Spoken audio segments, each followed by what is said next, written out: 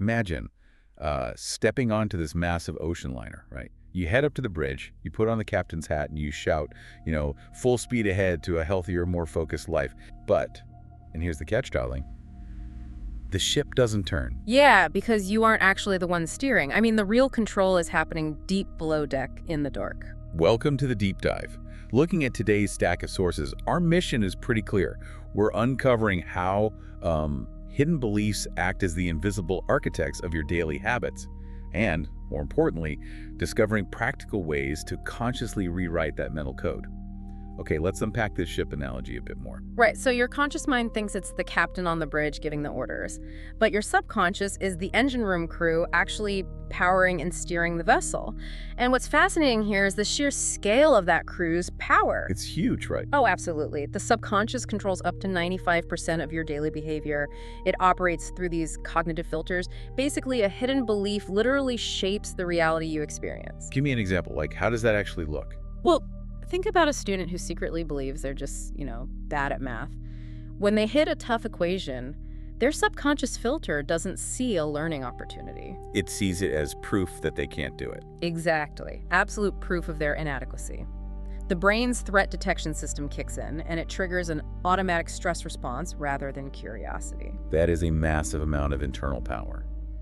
Which makes me wonder, and here's where it gets really interesting, if our subconscious engine room is so strong, why are we constantly losing control to, digital pings? It's a great question. I mean, the research shows our average screen attention span has plummeted to just 47 seconds. And if you get interrupted, it takes over 23 minutes just to fully recover your focus.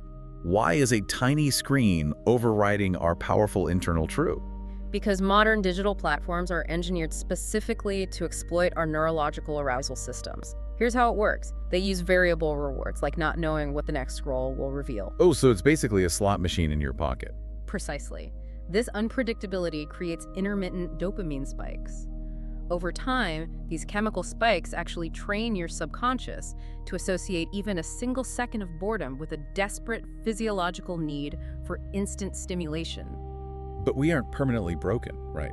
Because the sources highlight neuroplasticity as our way out of this. Yes, neuroplasticity is the brain's ability to physically rewire itself based on repeated experiences.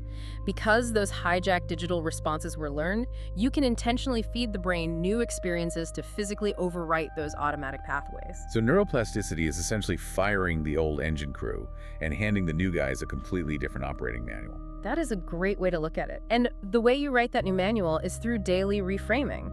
You identify the subconscious resistance, say, a hidden belief that slowing down is weak, and you consciously reframe it to slowing down makes me stronger. Right. But the crucial part, the how, is anchoring it in a positive emotion. Because the subconscious doesn't really understand logic, does it? It speaks the language of feelings. Spot on. You have to actually generate a feeling of pride or calm alongside that new belief. And timing is everything here. You want to deploy this reframing during the sleepy state, sometimes called the Baudoin technique, right before you fall asleep. Oh, because your conscious mind's resistance is at its lowest then. Yes.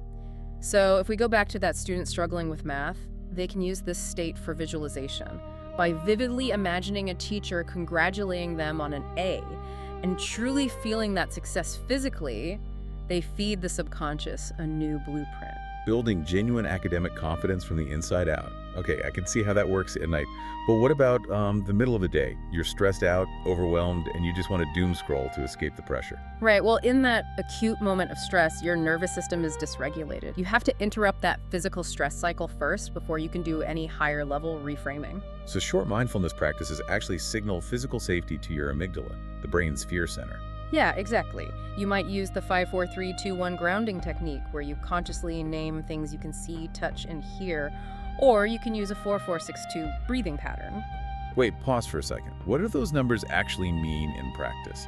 Ah, good question. It means you inhale for 4 seconds, hold for 4, exhale for 6, and hold for 2. The mechanism here is the extended exhale. Just breathing out longer than you breathe in. Yep. Breathing out longer physically slows your heart rate. That slower heart rate sends a direct signal to the amygdala that the immediate threat is gone, lowering your cortisol levels. So what does this all mean for those moments of silence we usually run away from? Once you've calmed the nervous system, intentional silence goes to work. It boosts your brain's default mode network. Think of this network as your brain's background processing mode. It cleans house, solidifies memories, and aids emotional regulation. Oh, wow. Yeah, quiet time even promotes neurogenesis, which is the actual birth of new brain cells in the hippocampus. That's wild. And when you embrace those quiet moments instead of fleeing into a screen, your actual perception of time shifts. You move away from that rushed, anxious feeling and step into a calm, accurate focus. Exactly. We started on the bridge of that ship, realizing the crew below deck was running the show. Right. The goal isn't to fight the crew, it's to give them a better map. The subconscious is always listening, just waiting for its next set of instructions. So a final thought for you to take away. The next time you step into a quiet elevator and reflexively reach into your pocket for your phone, ask yourself, is this your conscious choice, or is it just your engine room crew following an outdated blueprint?